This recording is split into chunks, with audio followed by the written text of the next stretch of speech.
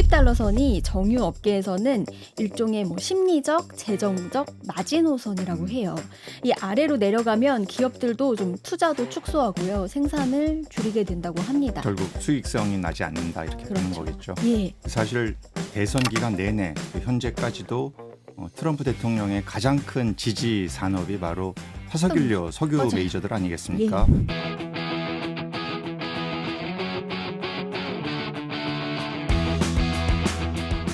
기후의 눈으로 경제를 읽다. 안녕하세요. CBS 기후로운 경제생활에 오신 것을 환영합니다. 저는 진행을 맡은 홍종호입니다. 한 주 동안 세계 각지에서 벌어진 기후 현안 전해드리는 주간 기후 브리핑 시간입니다. 오늘도 CBS 경제부 최소연 기자 나와 계세요. 안녕하세요. 안녕하세요. 예, 오늘 어떤 이야기 준비해 주셨습니까? 네, 첫 번째 소식입니다. 정유업계까지 관세에 당했다. 예, 이게 지금 워낙 글로벌 핫한 이슈예요. 우리나라 포함해서 전 세계가 지난주 관세 전쟁의 소용돌이에 휘말렸죠. 이미 예견된 것이긴 했는데 관세 정책 발효되니 이제 주식시장 폭락하고 또 다음 날 또 90일 트럼프 대통령이 유예하고 그러니 다시 급등하고 이 완전히 롤러코스터 상황으로 좀 들어가고 있습니다. 맞습니다. 도널드 트럼프 미국 대통령이 지금 대외적으로 치르고 있는 관세 정책 후폭풍, 많은 분들이 지금 실감하고 계실 겁니다. 예. 일단 트럼프 대통령 명분은 미국을 위해서라고 했는데 가만 보면 정작 가장 혼란스러운 건 미국 국민들 같아요. 지금 사재기가 웬 말입니까? 자, 관세에 지금 유가도 정신을 못 차리고 있어요. 석유 기업들까지 네. 타격을 받고 있는 겁니다. 최근 유가 관련해서 헤드라인 쫙 모아보면 지금도 보셨겠지만 폭등, 폭락, 급등, 급락, 자, 이런 키워드들이 지금 하루 단위로 자리를 바꾸고 있어요. 자, 오늘은 유가 관련해서 좀 정리를 해봤습니다. 먼저 관세의 타임라인 보면서 좀 설명을 드릴게요. 자, 4월 2일, 트럼프 대통령이 모든 국가에 10% 기본 관세 부과하는 행정명령에 서명하면서 60개국의 상호 관세 덧붙였어요. 자, 이 다음 날 나스닥이 6% 폭락했고요. 동시에 원유도 투매 대상이 됐습니다. 막 던졌어요. 여기에 오펙 플러스의 석유 증산 소식이 들려옵니다. 자, 이날과 그 다음 날 이제 5월 인도분 서부 텍사스산 원유가 각각 6%, 7% 넘게 폭락을 하면서 자, 4월 2일만 해도 72.71달러였던 게 이틀 만에 61.99달러로 뚝 떨어졌습니다. 10달러가 폭락했네요. 예, 이후에 이제 미국과 중국의 무역 전쟁, 치킨 게임으로 치달았죠.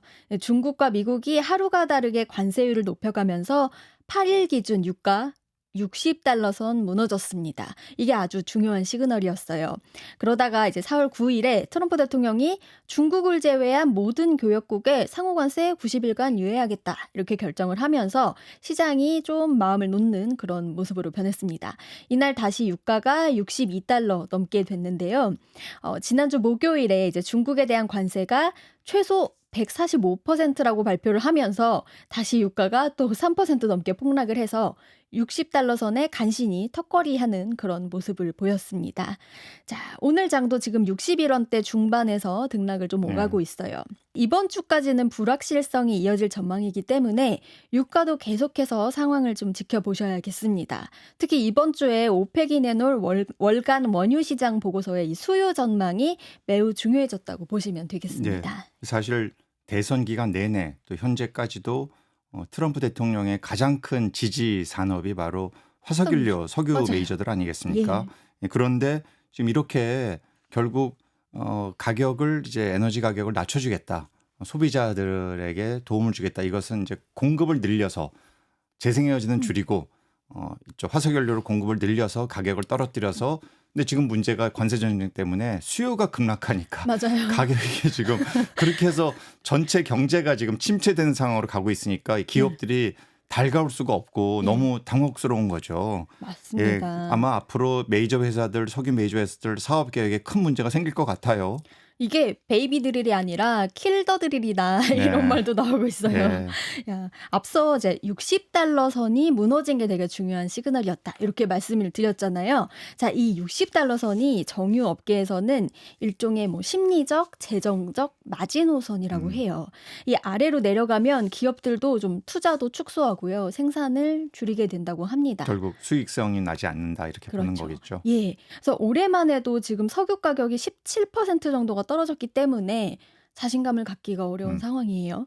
정유업계 입장에서는 이제 유가가 내려가면서 이게 수입만 줄어든 게 아니라 관세 때문에 비용까지 늘어난 상황이에요. 정유업계도. 왜냐면 철강 수입 관세가 있잖아요. 음. 시추 프로젝트에 필요한 파이프 비용이 2배로 뛰었다고 합니다. 맞습니다. 그런데 경기 둔화 우려가 확산하고 있으니까 누가 좀 자신 있게 투자를 확대하기는 좀 어렵지 않겠습니까? 그래서 이렇게 관세가 직간접적으로 원유 시장에 타격을 주면서 기업들이 석유 더 채굴하는 게 타당하지 않다고 이렇게 판단하는 그런 모습이에요. 네. 예. 그래서 이렇게 시장이 혼란을 음. 거듭하면서 트럼프의 강력한 지지 세력이었던 이 정유 산업의 눈초리가 음. 과거 같지 않겠다 이런 생각이 듭니다.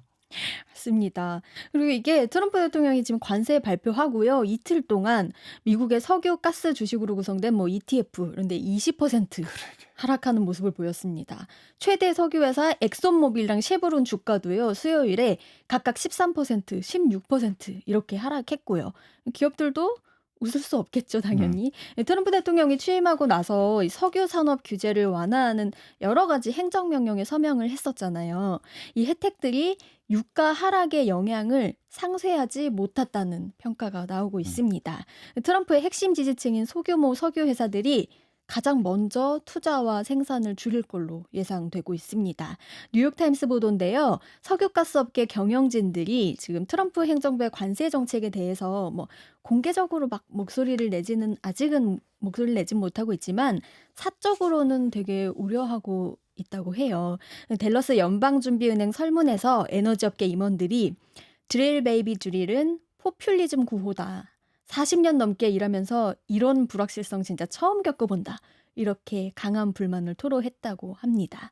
트럼프 대통령의 큰 후원자로 알려진 석유 사업 재벌 해럴드 햄이 얼마 전에 블룸버그 인터뷰에서 유가가 50달러까지 떨어지면 더 이상 굴착을 계속할 수 없다고 직접적으로 이야기하기도 했습니다. 예, 이 미국의 석유 수출의 제1 국가가 네덜란드고 그다음에 중국이 2위예요. 그다음에 한국이에요. 그러니 중국이 너무나 중요한 자신들의 석유 제품을 수출하는 국가인데 이렇게 관세 전쟁에 들어가게 됐으니까 오히려 수요가 급락하면서 에너지 패권을 트럼프 대통령이 장악하겠다라는 것에 큰 문제가 균열이 생기는 상황으로 가고 있는 것 같아요. 맞아요. 지금 트럼프가 화석연료 민다고 이렇게 알려졌는데, 자, 관세가 지금 트럼프가 좋아하는 화석연료에 도움이 안 되는 게 적나라하게 드러나고 있습니다. 이게 석유 산업이 본질적으로 글로벌 산업이잖아요. 그렇기 때문에 미국이 석유, 가스 패권국으로 부상하는데 큰 원동력이 된 것도 바로 자유무역입니다. 그런데 이 자유무역의 질서를 뒤흔들고 있기 때문에 글로벌 산업인 석유 산업이 가장 먼저 타격을 받고 있는 게 아닌가 생각이 들어요. 10년 전에 의회가 석유 수출 금지 조치를 좀 해제하면서 원유 시장에서 미국의 영향력이 굉장히 강해졌는데요. 작년만 해도 미국의 석유 해외 판매 흑자액이 450억 달러에 그렇습니다. 달했습니다.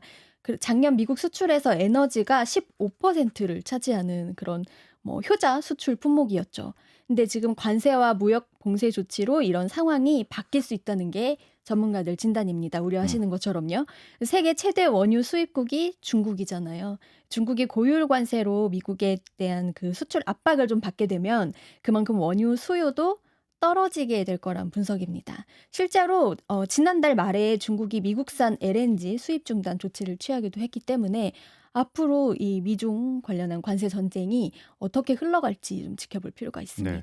그래서 저는 트럼프 대통령과 이 트럼프 대통령을 구성하는 핵심 참모들이 과연 이런 식의 어떤 불똥이 미국의 핵심 산업이라고 할 수 있는 석유 산업 또한 농업에 튀게 될 줄 몰랐을까? 이게 참 의아해요. 왜냐하면 이 둘 다 지금 중국이 너무나 메이저한 시장인데 이 시장을 상대로 이렇게 전쟁을 하겠다고 선포를 하고 나니 네. 결과적으로 그 후과가 미국의 석유 기업들, 네. 미국의 농민들, 농업에 지금 미치고 있는 상황으로 가고 있거든요. 그래서 네, 자승자박인가요? 맞습니다. 그래서 이렇게 이제 수요가 떨어지게 되면 당연히 피해가 이런 기업들에게 가는 것이어서 앞으로 계속 예의주시하고 트럼프 정부가 어떤 식의 입장 선회가 있을지 좀 봐야 되지 않을까 싶습니다. 맞습니다. 예, 첫 번째 이슈 여기까지 듣겠습니다. 예.